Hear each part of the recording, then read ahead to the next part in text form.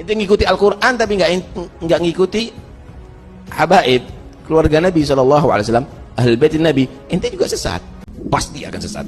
Jika mereka mengambil ilmu selain daripada ahli bait Rasul, maka mereka adalah ulama su, ulama yang sesat dan menyesatkan kepada orang-orang yang lainnya. Rasa sekarang ini Nabi dan keluarganya, ulama itu pengawalnya. Karena itu kau ngikuti pengawal, itu mereka mengawal keluarga Nabi.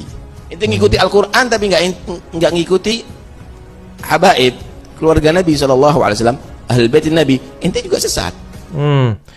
Jadi kata Bapak Habib ini, kita ngikutin Al-Quran tapi nggak ngikutin Habib, maka kita akan sesat.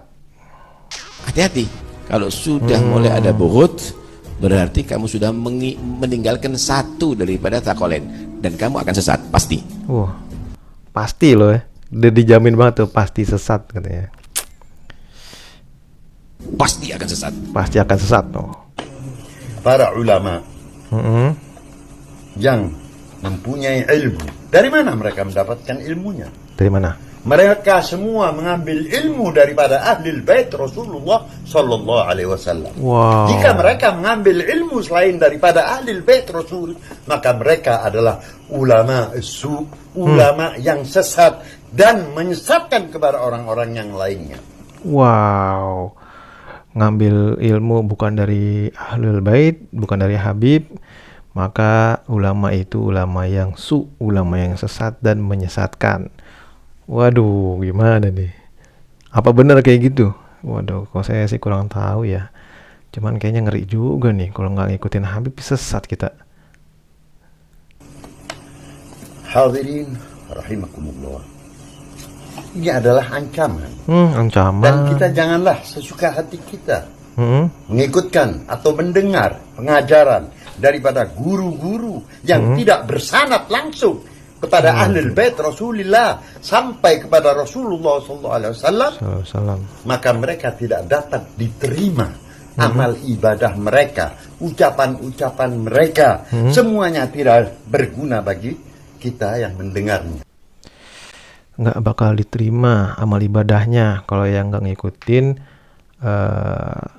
ahlul bait. Waduh, ngeri banget ya fatwanya. Ini fatwa atau apa ini? Ada dalilnya mungkin kayak gini ya. Ada dalilnya nggak sih?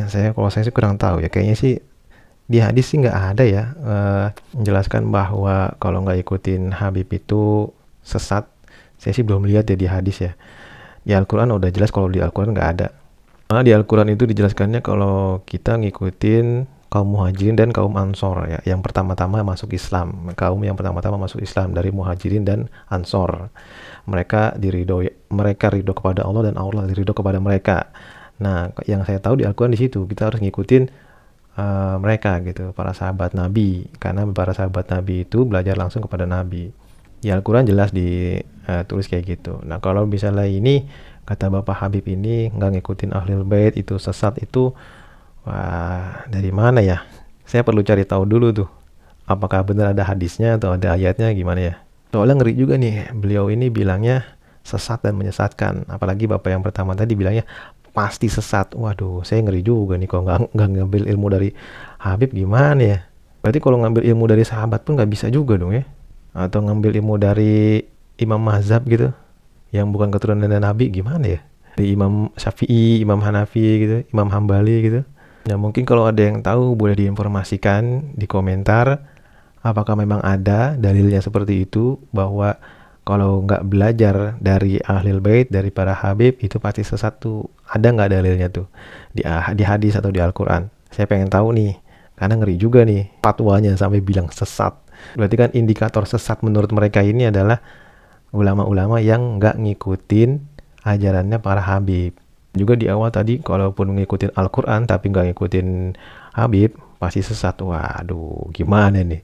Ngikutin Al-Quran tapi nggak ngikutin Habib, sesat. Waduh, berarti ngikutin Habib itu berarti udah pasti benar ya. Lebih benar dari Al-Quran bahkan. Karena ngikutin Al-Quran tapi nggak ngikutin Habib aja dibilang sesat. Berarti ngikutin Habib itu nggak sesat.